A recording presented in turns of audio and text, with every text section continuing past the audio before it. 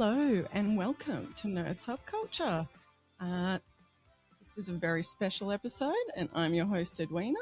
Now you're probably wondering, why is Edwina doing the intro? That would be because I'm trying something new and I have two very special guests today to come and talk about International Buffy Day.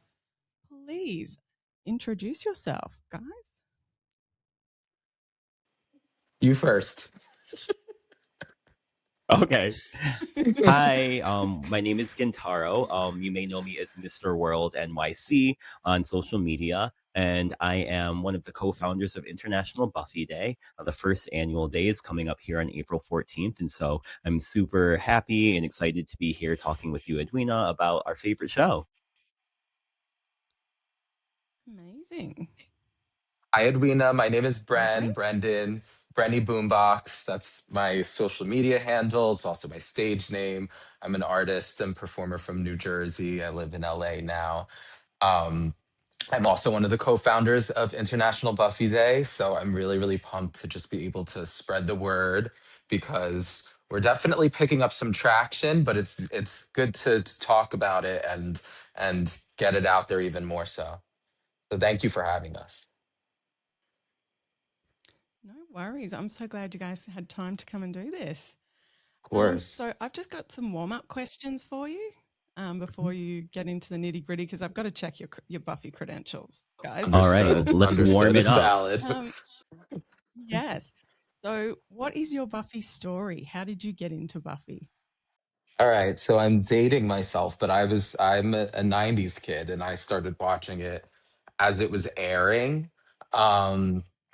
I really attached to it very quickly growing up. You know, I very early on, like I remember like the first two seasons I think are like a little fuzzy for me from recollection just because I was watching it with my mom at the time and it was something she was watching and I just like I was young. But then as the seasons progressed, I started to like remember everything. But I just like became really, really in love with the whole premise. I like spooky, like creepy stuff. I've always liked scary movies, so this was like right in my wheelhouse of things that I loved. So I was a very early on fan, and it's clearly still lives inside. Well, for me, actually some similarities with you, Brenny. I first started watching it with my mom as well. My mom is like a big horror movie fan, and so am I, and really kind of everyone in my family. And so all of those types of themes, witches are my favorite, witchcraft themes among other themes, but they're my favorite. And so big fan of the craft. Yeah, absolutely. Yeah, I watched that with my mom too, and so it definitely just like attached to the character of Willow. I remember like in my mind's eye, I remember season 4 just being the first episodes I was watching with my mom. However, I didn't really like fully embrace it as, you know, my thing until a bit later in high school. You know, dating myself a little bit here, but this was the days of like exchanging DVD box sets. And so my friend was like, "Oh, you know, you need to get back into Buffy."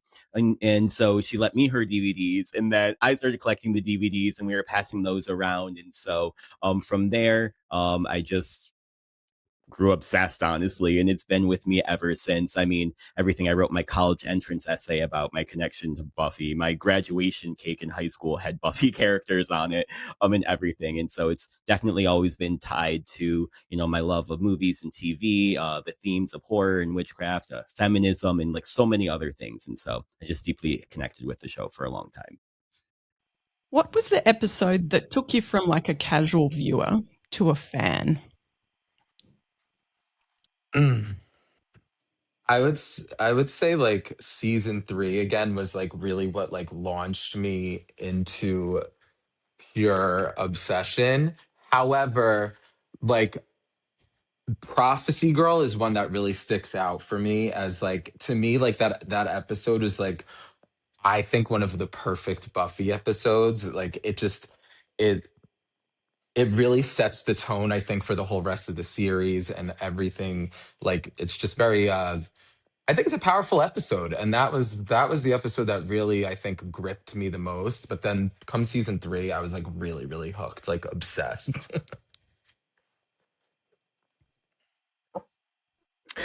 For me, I'm racking my brain about a specific episode. I don't know that I'm prepared to pinpoint a specific episode, but I can pinpoint a specific season. And for me, that is season 2, hands down. I am still floored, shocked, gooped and gagged that we spent a whole season falling in love with Angel for him to turn around and become Angelus, right? I just, to me, that writing was iconic. It made me like go through so many feelings and just like, it challenged me as a viewer, right? For how I was going to see these characters. And then the fact that that change sticks with us and with Buffy for pretty much the whole season, that just made these characters human to me. Which episode would you choose to live inside of for a day? This is easy. Once more with feeling. Once more with feeling. I mean, it's just the most fun. It is the most fun. And like, especially as a singer, and just like, it's that episode is the best. Yeah, it's got to be once more with feeling.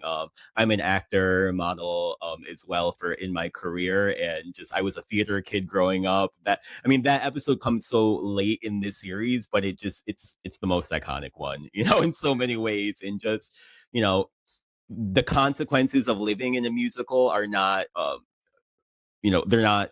It's not all positive, right, in that episode, and so I do like acknowledge that, but like it's definitely my most watched episode, and I love it so much.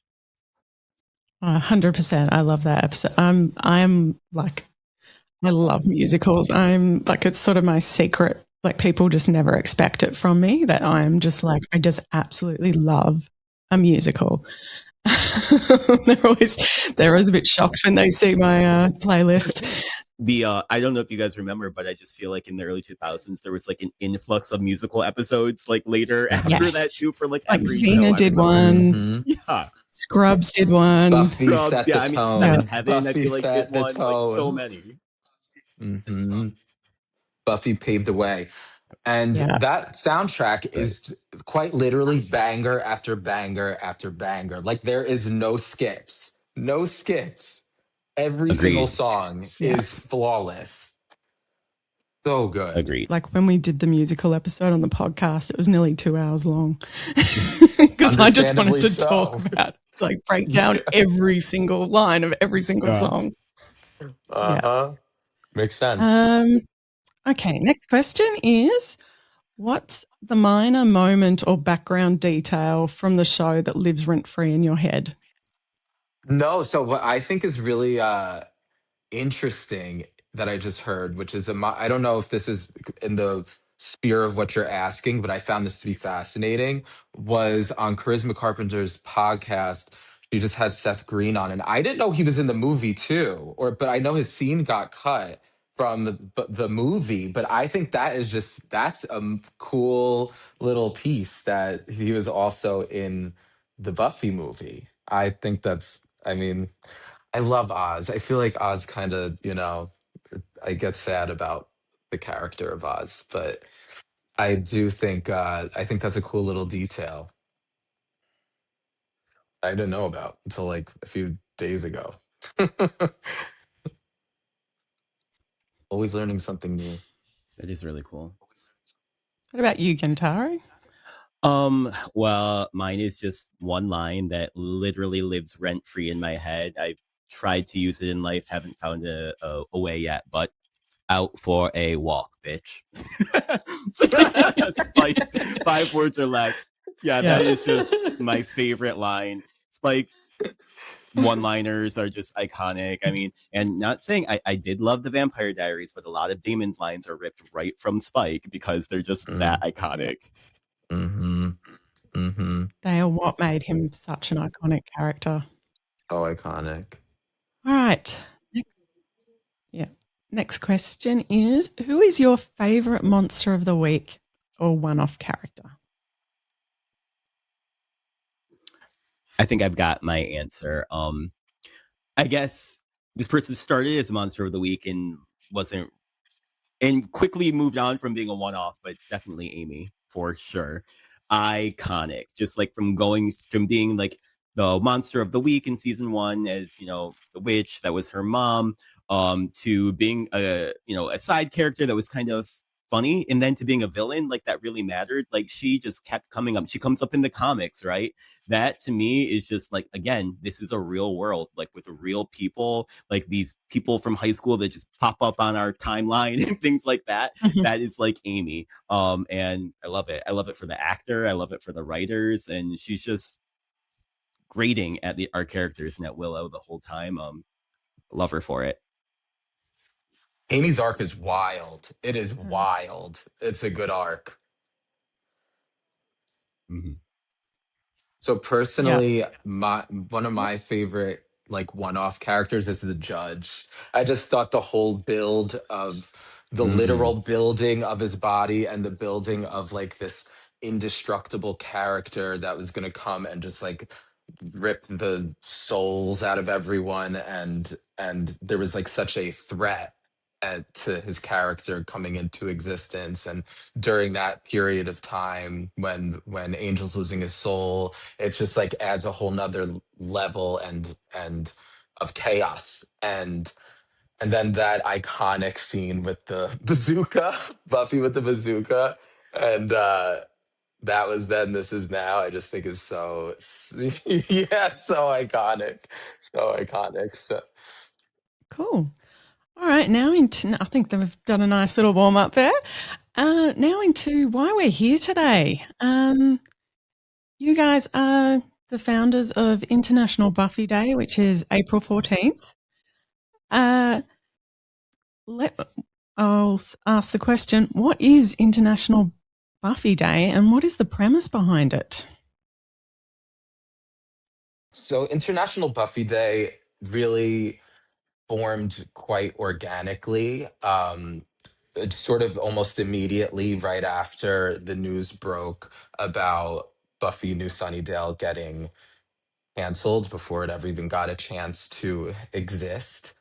And it it sort of is just a celebration. It's turned into a celebration for Buffy fans and a way for us to connect and to make our voices a lot larger.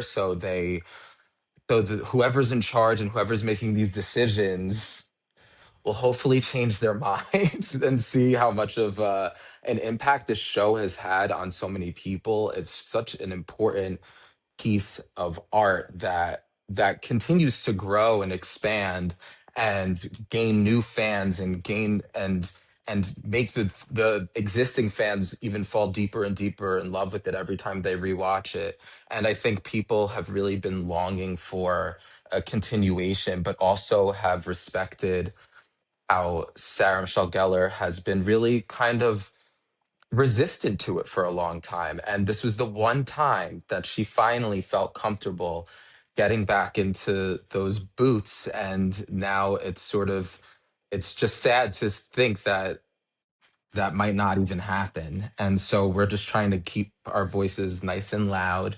So whoever's in charge at Hulu and Disney will change their minds. And if they don't want to change their minds, they hopefully give up the IP or license it to another network that will take care of Buffy and Chloe's vision and Sarah's vision.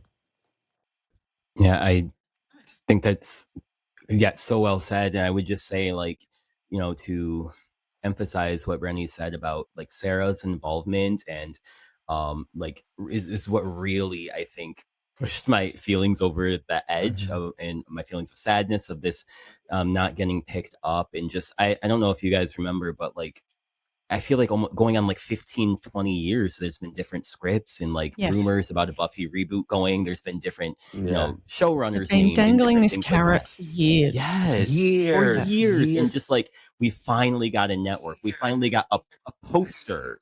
How about you, Bren? We're gonna fight and we're gonna really try to make our voices heard here and hopefully change something and move the needle. And it seems to be happening. I mean, the community is more connected now more than ever. I mean, it feels as depressing as it is to be a Buffy fan right now, I also think it's a very empowering time to be a Buffy fan right now. We're all very locked in and we're all very engaged. And I think we're going to continue to be engaged until we see the outcome that we're looking for. Yeah.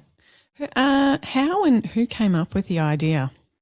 Um, I think and Brenny fill in the gaps. I think like the original impetus was Brenny putting himself out there on social media on TikTok. Yeah, I saw those. Yeah, like we said, like like the day of, I think is when I saw Brenny's first video, saying like I'm outraged, like I'm snapping, I'm getting outside, and I was like, me too. Who is this guy? I need to see if there's anything I can do. So I started interacting with him. And then I don't even know how we got in touch from there. And then our other co-founders as well. So it really started from content creation, I would say, and just all of us just putting content out there out of our emotion very quickly and just connecting with other people that were doing that. Yeah. Yeah, I think No. I saw Brenny's content. Oh no, it was actually Final Girl actually called you out in one of her posts, and she's like, Yes. "Go Yeah. join him." Yeah, Paige was immediately very supportive because I like during that weekend. So it was the weekend, I believe, of the Academy Awards. And so in my mind, I was like, that Monday morning, I want there to be at least one person standing outside that building that has a sign up. I have my sign that I wrote that has their sign up that's saying, bring Buffy back. And because I Yeah, just want them to immediately feel the impact of it. And yeah, and I did sort of spiral and crash out on social media, but people connected with it and were very encouraging. And then I live streamed it, and it was, it was really cool, and it was such a nice way to meet my new friends that we got to found. We created this day, and it's expanding into something way bigger than I ever could have imagined. I really At first I was like, oh my God, did I bite off more than I could chew? But it's been really amazing because we are such a great team and support each other. And now it's just taking on a life of its own. And it's just really, really, really cool and really fun. yeah, awesome. Um, so the question is, what can people who are around like LA and New York do if they want to take part? Sure. So specifically in LA and New York, we are organizing.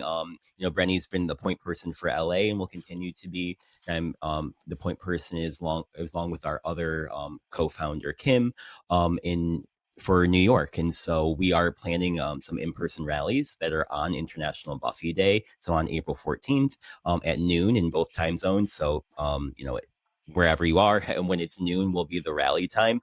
We do have a sign up that you can find on our Instagram at International Buffy Day, as well as on our TikTok. So just let us know you're coming, but just show up, right? And if you just come, Yeah, we're just I'll also link that in the show notes as well. Thank you so much. Nice Thank you. get Thank you. to for Thank you. people. So we're just looking for some solidarity, for some to be united as Buffy fans. So come in your cosplay, bring signs. We're just all going to come together and have really just a moment of togetherness. We are planning to walk over to Hulu offices to make sure that we are doing this in a place where we can be seen. But we really invite you to come join our in-person rallies. However, we do have a wealth of other things planned because obviously not everyone can do that, and that's not the best choice for everyone. And also, it's international. Buffy fans are everywhere. So, Brenny, maybe you can talk about some of the other things that, ideas that we have for engagement. Yeah, of course. So, yes, because I was going to ask, that was the next question. How can the rest of us get involved? So we encourage people, if they want to start their own little rallies and get-togethers that locally for them, to please do so. I think the more people around the world, because there's been so much outpour from people everywhere, like quite like it's mind-boggling. Like even Edwina, you right now in Australia, it's just like it's such a cool, amazing thing to connect and to see the span of this fandom. And so there's pockets of everywhere that want to get involved and get engaged and want to physically be present. So we really encourage that. And so we're going to try to facilitate and connect as many people as we possibly can with each other if that are locally within, you know, like there's people in the UK, there's people in Australia, there's, you know, and there's Disney offices in like the UK that like they might not have a Hulu office, but go to the Disney office and stand out there with the sign and be like, bring back Buffy. Like that's cool. And the more people that connect and the more people that want to be boots on the ground with us, the better. And if you can't do that, because it's also the middle of the week and it's not easy, and traveling and all of that is a big factor in all of this too. We just launched today the Class Protector project where we're mailing out little cocktail umbrellas with a little note that says like, I don't know, save our or bring back our class protector or whatever you want to write, or how much the show meant to you. And you write that in the note and mail that to the Hulu offices in Santa Monica. And so this way they get some nice mail to see how impactful Buffy has been, and how invaluable that IP is, and to not waste it. So we definitely want people to show up to the in-person rallies, and of course, the mail campaign we know for a fact can be really impactful, as other TV shows and IPs have used that tactic before. But even if those two are not options for you, I think something really impactful that you can do is stream the show. I mean, Sarah has talked about it as well, to stream the show. So on that day, have a Buffy marathon. Make sure you're streaming it on Hulu, on the official platforms. If you can't have a full marathon, or you only have a few hours, it is a weekday, we are asking that you at least stream the prom episode from season 3. I believe it's episode 20, where she gets the Class Protector award. And so please watch the prom or stream the show as much as you can. And then of course, make content or share our content. The hashtag International Buffy Day is really growing on all socials. And so if you can use hashtag International Buffy Day, make a video, give your testimony, tell why Buffy matters to you, tell why you love Buffy, a story that you have, and share our content as well. But just the more that we get it out there, the more people will see, the more that they'll know how much the show means to us. Absolutely. Yeah. Even with the little Class Protector project, film yourself like putting it together, assembling it, mailing it out, all that. Like there we really, really, really encourage content creation. That's how we even formed putting out more and more content about this spreads even more awareness. And yes, sharing our posts. We're pretty sure that our TikTok is being suppressed at the moment, so we could actually use a few reposts from people to get it circulating on TikTok. I don't know why it happened, but here we are. But yeah, sharing our content, but share it, but making your own and getting creative and letting your own individual voice be heard as well is just so important for all of this. Yeah, fantastic.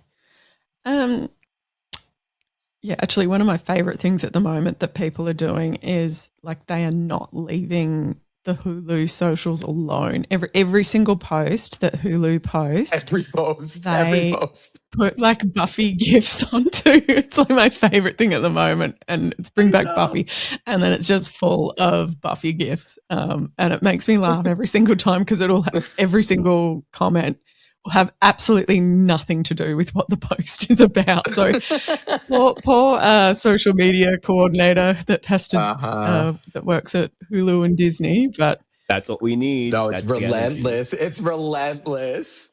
Like I'm stealing this straight from Final Girl.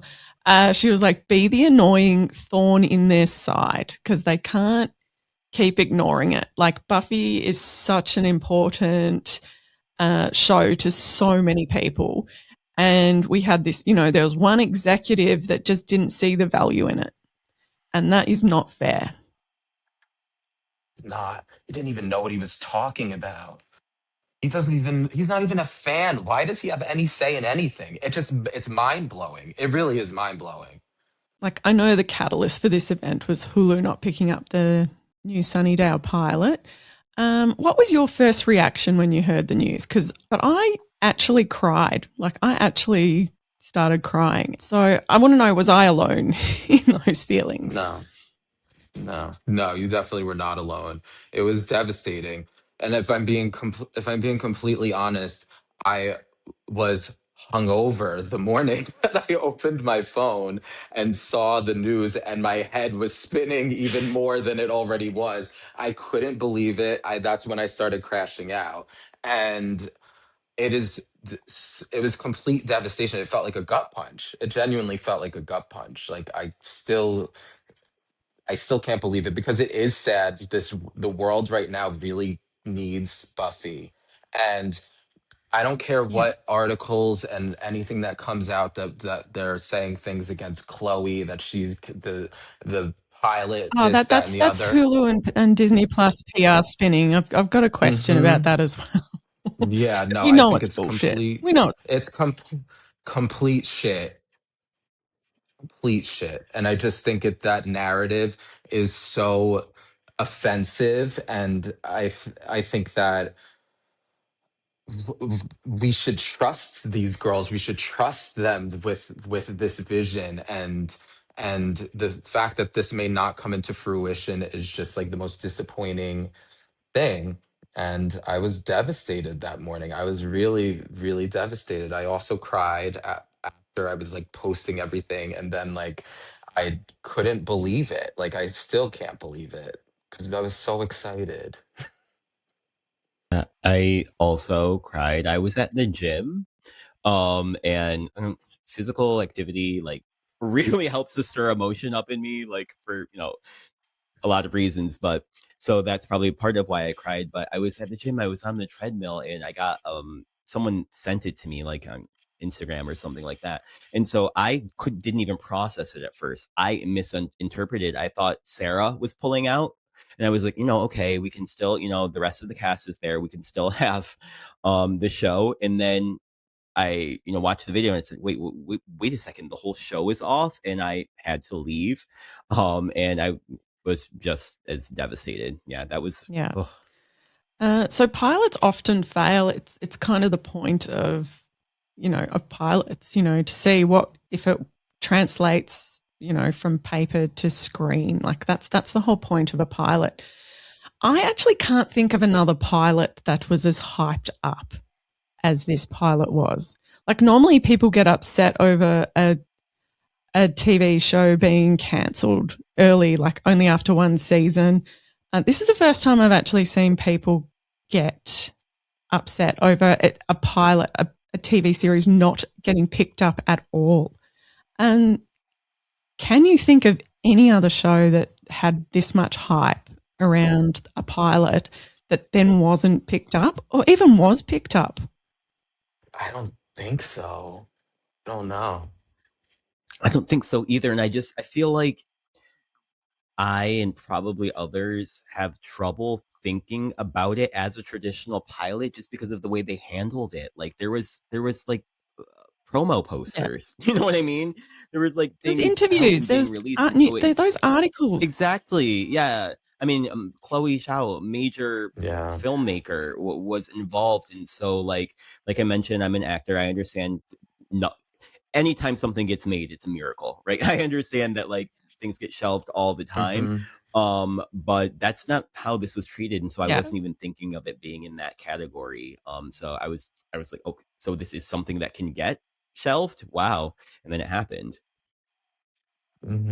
Yeah. Yeah, I didn't expect it to get shelved because of how much hype there was behind it. You had people making YouTube videos, podcasts.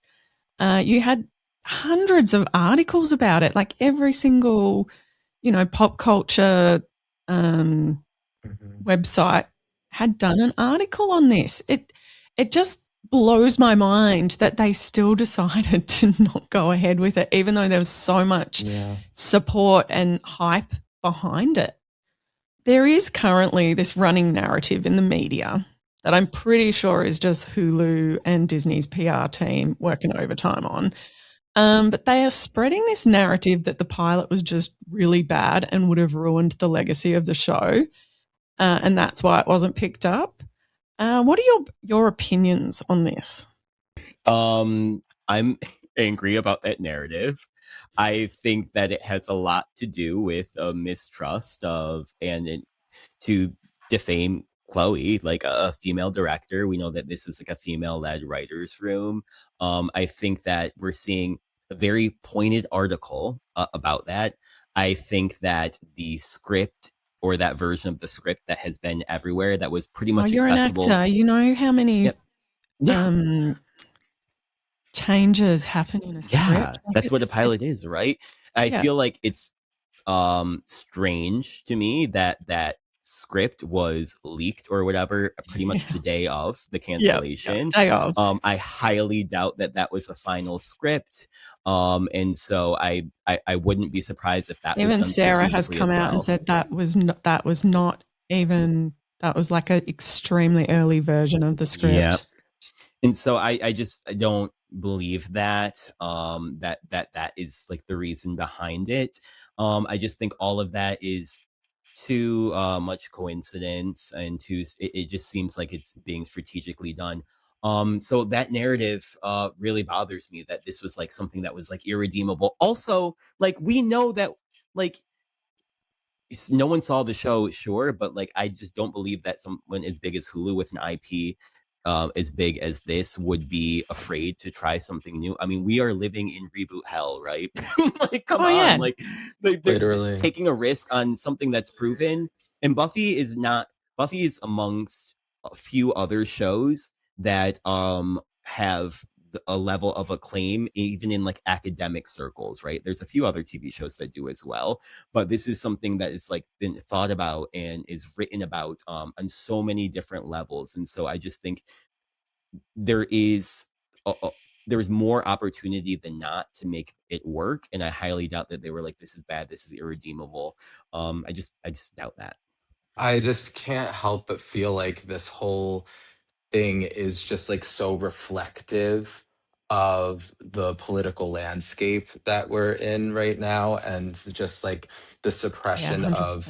of female voices, and and taking away a female hero. And again, like, to piggyback on what you said, this was going to be a much safer space for the women on this set, because it's a female led set, and there's no they ran into a lot of issues back during the original series, and this was sort of the moment to redeem that, or just like create, or just learn from that and create something much safer, and more of what it should have been back then too. And so the narrative of the script not being good, and the pilot, and like all these things, it's just super super frustrating, because it just, I don't, that's really not the case. It's just not. Yeah, like, I'm of the belief that you can't, like, they keep going this, it would ruin the legacy. And I'm like, I do not think you can ruin the legacy with a reboot. What you can ruin a legacy with is not being able to stick the landing of a final. I think that does more damage than anything else.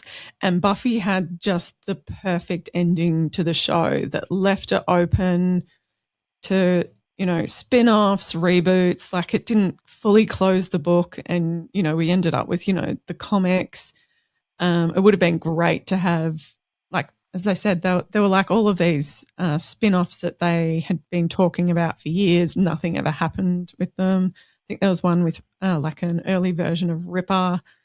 And I think Faith, I think they wanted to do a spin-off with Faith, but Eliza Dushku kind of turned it down to do True Calling. Like, it's so disappointing that they've just hung on to this IP so tightly, and just haven't done anything with it. It's very disappointing. So I'm really hoping that International Buffy Day kind of opens their eyes that there's a lot of fans, and there's like this next generation of fans coming up now as well, that, and that's what I thought the reboot was going to be for, or the reboot revival. That's what I thought this was for, the next generation. And I'm just extremely disappointed that hasn't come to, hasn't been made. It's not going to exist for them. Yes. The one thing that I also wanted to say too that I don't know if you listen to the Audible Slayers show that they made with Charisma and Amber, and a lot of them reprised their role for that, and that got prematurely canceled. And it was really good. Like I loved it, and it got prematurely canceled because this was in development and all that stuff. So we finally had something that was kind of in back in the world of Buffy, and that got taken away too. So it's just kind of depressing. Yeah, that's annoying. Hmm. Hmm. I would add just two things before we go. One, just please, follow us on our socials at International Buffy Day on TikTok and Instagram. And there are Bren and I are here, but we have some other co-founders as well. So shout out to Kim, Jude, and Chris, who are our other co-founders who you can find through our socials as well. You may know Chris as Buffy Dude. He does like a lot of the art, and you've probably seen Kim and Jude on social media as well, especially if you follow International Buffy Day or if you follow Brenny or myself. And then I would also add that there was one really exciting thing that happened today. So Sarah Michelle Gellar herself actually commented on one of our posts about the rallies that are coming up. And so she commented acknowledging that it's on her birthday. And she called us incredible. So it just feels amazing to be seen by her. And we are connecting with some other cast members as well. And so it really just feels like we are gaining traction. We feel super seen. Like we said, we all just threw ourselves into this out of emotion. And it's turned into something quite organized, or, it's organizing itself, but it feels amazing. So if you're on the fence, you don't know how you feel about it, join us, dive in, because we're seen and we're doing this and we're going to bring Buffy back. Yes. And that is it for today. All the details for International Buffy Day can be found in the show notes, along with the link for the Google form if you want to join in on the protests on the day. Also, you will find a link to the International Buffy Day Instagram and TikTok. Please go follow them. Share, and share this episode. Help spread the word. Help get this out there. Help make this a thing. I'm hoping it almost becomes an annual thing as well, because I think this show really needs to be celebrated more. But maybe I'm a little bit biased. Anyway, thank you for joining us today. Like, follow, subscribe, share, all the things. Thanks, and bye.